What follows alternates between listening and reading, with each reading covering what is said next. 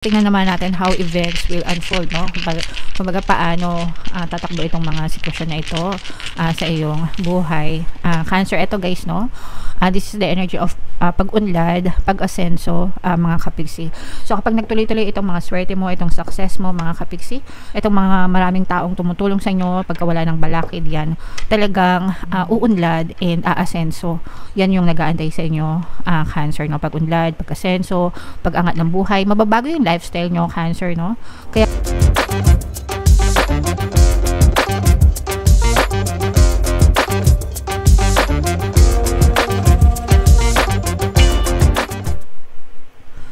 hello guys, hello Cancer, welcome back to Pinoy Pixie Tarot. Ang pamagat ng episode natin for tonight is sa loob ng 60 days, mga kapixie. Titingnan natin yung ganap sa inyo sa loob ng 60 days, guys. So ito yung ating tarot spread na gagamitin para sa reading nyo. Tapos ito naman yung ating tarot dice. Nakikita nyo ba? So kung ano na lang yung makaresonate, guys, take that message, no? Kasi hindi lahat ng mensahe ay mag-resonate sa inyo, mga kapixie. So yung unang dice na kukunin natin, titignan natin yung strongest energies nyo, yung focus ng energy nyo, guys, sa loob ng 60 days. So this is an air sign energy, guys. Aquarius, Gemini, Libra. For some of you, you may be dealing with an air sign, or you may be or you may have an air element sa inyong natal chart. Ito, guys, this is about planning, mga kapixie. So parang you are thinking of ways or planning of ways, mga kapixie, kung paano yung gagawin nyo sa buhay nyo, how to improve your lives, or kung ano yung mga gusto nyo gawin sa next chapter ng buhay nyo. But definitely, guys, this is more about planning tungkol sa buhay nyo, mga kapixie. Alright, so yun yung focus ng attention nyo for 60 days, mga kapixie. Tingnan naman natin yung energy surrounding your environment, guys, sa environment nyo. So this is the energy of swerte, mga kapixie, good luck, good fortune. So yeah, since Cancer kayo, Cancer kasi ako, guys, so this definitely resonates with me kasi talagang super swerte.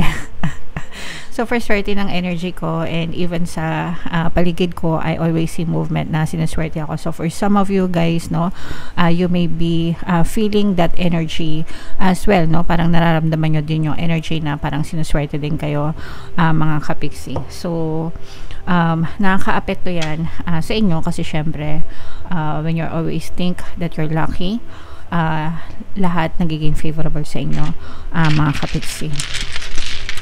So, what else, guys? Ito, i-mind nyo na agad yung swerte na yan. Everyday ako nag-affirm ng swerte, mga kapixie, no? So, tingnan naman natin yung past energy nyo. Yung past energy nyo, guys, usually yun yung naka-influence sa present energy nyo. So, this is the energy of success, tagumpay in the past, mga kapixie. Pwedeng nagtagumpay ka na or meron ka ng mga success na na-achieve, and parang gusto mo siyang ituloy pa sa iyong present and sa iyong future na energy. For some of you naman, pwedeng meron na kayong mga nasimulan in the past, no? Mga nasimulan na plano or proyekto or gawain, guys, and parang pinaplano nyo or iniisip nyo kung paano pa siya magtutuloy-tuloy, mga kapixie. Alright? So yan yung energy nyo, guys. Grabe, no? Napaka-positive, mga kapixie. So tingnan naman natin yung energy nyo surrounding your support system, guys. So ito yung mga rewards from the universe. Ito yung mga ano, guys, no? Sa support system nyo, talagang there are a lot of tao na maaaring makatulong sa inyo. Teamwork, this is more on teamwork, mga kapixie. So pwedeng sa paligid mo, like sa family mo, ganyan, or mga kaibigan mo, talagang mararamdaman mo yung pagtulong nila, yung pagsuporta nila sa'yo. And yeah, so kumbaga parang easily available sa'yo yung mga resources na kailangan mo anytime na kailanganin mo ng tulong mula dun sa mga tao na nasa paligid mo, guys. Tingnan naman natin yung inyong present energy, mga kapixie. Yung inyong present situation, guys. So, this is about competition, mga kapigsi. Pwedeng dahil dun sa mga competition na na-experience nyo sa current or sa present situation nyo, pwedeng nagsisilbi silang inspirasyon, no? Kumbaga, you're striving to do better para mag-improve ka, para mag-improve yung buhay mo, para mas maging better ka.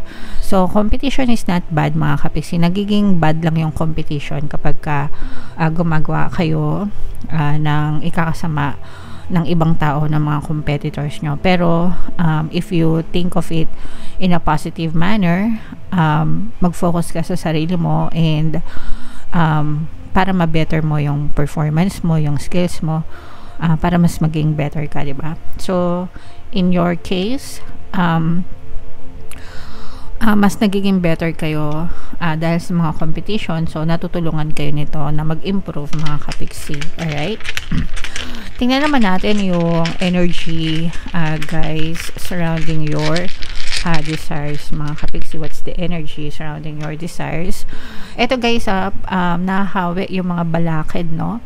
So this is a very, very nice energy, mga kapigsi, kasi ibig sabihin nito, nahahawi yung mga balakid, natatapos yung mga balakid sa mga desires nyo, sa mga gusto nyo, and parang it will give way, no, to you, no? Bibigyan ka ng daan para makapagsimula ng bagong chapter, bagong journey regarding sa mga desires mo. So yung mga balakid naman, mga roadblocks, normal naman yan, guys, na especially sa if may tayong certain desire na hindi natin alam yung gagawin natin, di ba? So may mga roadblocks talaga, pero if there's a will, there's a way, ika nga.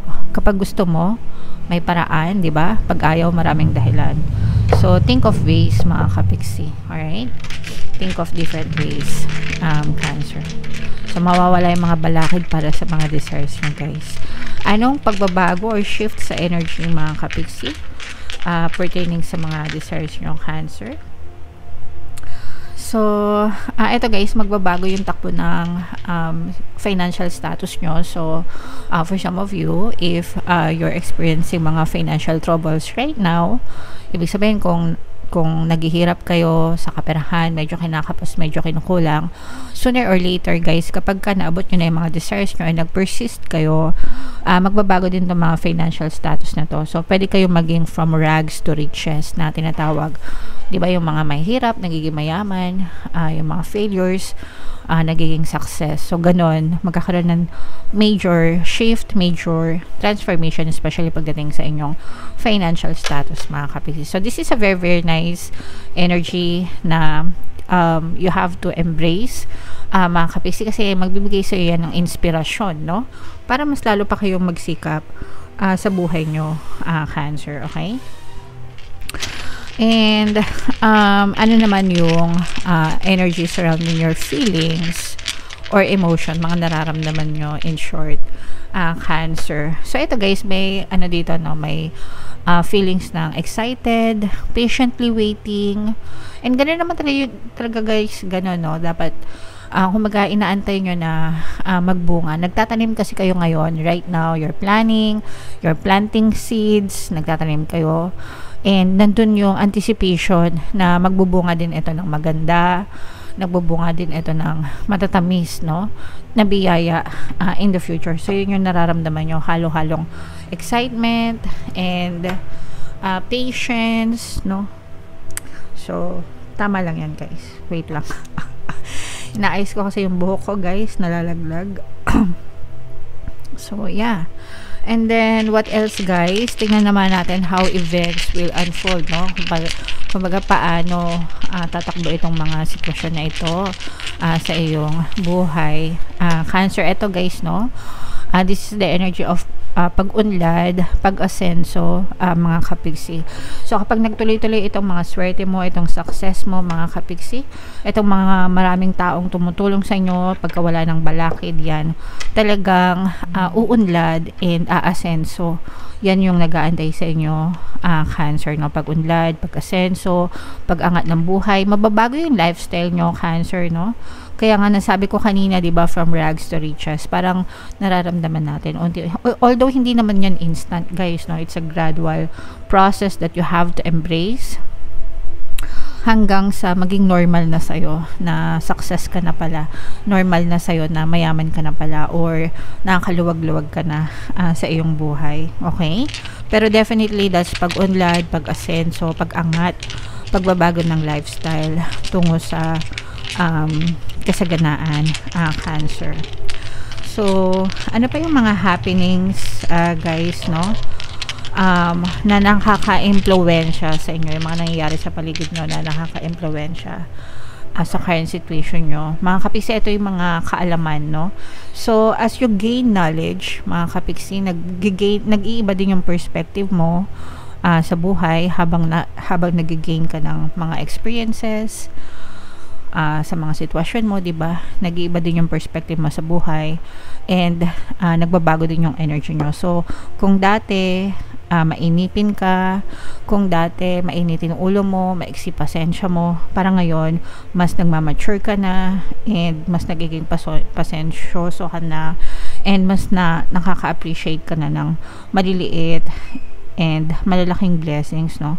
Kumbaga, nag-shift yung perspective mo kasi as you mature, 'di ba? Ganoon naman talaga 'yon, Cancer. Habang tumatanda tayo, mas marami tayong natututunan, guys. Okay? And tignan naman natin yung energy surrounding your guides, mga kapiksi, whether this is positive or negative. Mga kapiksi, this is a brand new start, brand new beginning na magdadala sa inyo ng excitement. So this is a positive energy. Kumbaga, parang willing kayo na mag-start all over again, para sumakses kayo, or mas lalo pang mapa-level up yung inyong pamumuhay. Remember, guys, sabi ko nga sa inyo, in the past, pwedeng sumakses na kayo. So, parang naghahanap kayo ng mga bagong adventures now. Okay? And in the near future, guys, no, syempre hindi na maingay yung dice kasi dalawa na lang to. So, in the near future, ano yung energy surroundings you, guys? So, in the near future, this is not a very easy journey, mga kapiksi, no? Dadating din yung time na marami kayong iisipin, pwedeng ma-stress kayo, mga kapiksi, probably dahil syempre hindi naman madali, kumbaga no pain no gain, ika nga, no? Pero what I can say sa inyo, Cancer, is the more na mas mahirap yung journey, the more na mas matamis yan. Yung rewards niya, 'di ba? Greater risks, greater rewards, mga kapiksi. So, kahit na mahirap, sacrifices, 'di ba? Don't give up, mga kapiksi, kasi talagang magigain din kayo in the future, guys. Magiging sulit, no? Yung mga sacrifices nyo, Cancer. So, tingnan natin yung final conclusion, guys, nitong reading nyo, Cancer. Yes, mapapanatag din yung inyong kalooban, mapapanatag din yung inyong kaisipan, mga kapiksi, kasi nararamdaman natin na magsasucess kayo dito, basta ituloy-tuloy nyo lang. Nag-success na kayo, guys, nag-succeed na kayo in the past, yung iba sa inyo. So, kung ano yung best na nagwo-work sa inyo, yung mga good habits nyo, alam niyo yun, parang ibuhay nyo lang ulit. You can make it happen again, and you will have a peaceful life, mga kapiksi. Okay? So, cry now, smile later, mga kapiksi. Kumbaga, maghirap na kayo ngayon, pero in the future talagang magsasucceed kayo, guys. Okay? So, bunot lang tayo ng additional message, guys. Habang sinashuffle ko to, panoorin nyo muna yung video natin regarding sa ating paano mag-manifest ng abundance video course. Kapiksi, sawa ka na ba sa mga struggles at hirap sa buhay mo? Masipag ka ba at masikap sa buhay ngunit hindi ka pa rin umaasenso? Ilang beses ka na bang nag-attempt mag-negosyo at mag-invest pero palagi ka pa rin nalulugi? Sa pagkakataon na ito ay maaaring may subconscious beliefs ka na nagiging balakid sa iyong pag-unlad at pagyaman. Introducing, paano mag-manifest ng abundance video course. Dito ay matututunan mong ma-overcome ang mga balakid mo para tuluyan ka ng umunlad, umasenso, sumagana, maging matagumpay, successful at maswerte sa iyong kabuhayan, pera, trabaho, negosyo, salapi at kaperahan ng bonggang-bongga. Dali! Mag-send na ng email sa pinoypixietarot@gmail.com at simulan na ang iyong pagyaman ngayon. Alright, so sa lahat ng gusto mag-avail ng course guys, naka-flash sa screen nyo. Una, meron tayong paano mag-manifest ng abundance video course. Meron din tayong paano mawala ang third party at magkaroon ng harmonious na relationship. And meron din tayong paano pabalikin si ex vice breakup. Sa mga interesado guys, mag-send lang kayo ng email sa pinoypixietarot@gmail.com. And sa mga naghahanap ng mga pampaswerte guys, na ito yung ating aventuring bracelet at saka citrine bracelet. Ito yung mga recommended ko na best, the Lucky Charms bracelet, pangatrak ng swerte, abundance, money, lahat na guys. If interesado kayo guys, check nyo na lang yung link sa description box or sa comment section. So ito yung ating additional message for you, Cancer. It's time to hit the reset button. Clear out the old so that room is available for the new to enter. Trust that better things are coming fast. Prepare to move to the next phase of your life. This is your rebirth. Welcome this beautiful brand new energy. You've got this. And sabi ko nga sa inyo guys, diba, para magsisimula ulit kayo again, no, with this energy, no adventures, diba? So, yun yung focus ng energy nyo right now, Cancer. Kaya nga kayo nagpaplano kasi yung iba sa inyo, pwedeng may mga na-achieve na kayo in the past and right now, gusto nyo ulit maghanap, no, or magsimula ulit ng panibago. So, yeah, welcome. Welcome nyo lang yung mga brand new energy na yan, mga kapiksi. Kaya mo yan, okay? Alright, so comment down below if naka-resonate kayo guys, and for more tarot readings, ito yung playlist. Ito guys, i-mail nyo na ito, mga swerte na ito, mga success, pag-unlad, no, yan talaga yung mga positive energies nyo guys. For more tarot readings, ito yung playlist nyo. Ito naman yung ating success stories ng paano mag-manifest ng abundance video course. Thank you for liking, sharing, and subscribing guys. See you next time. I love you all. Have a nice day. Bye-bye.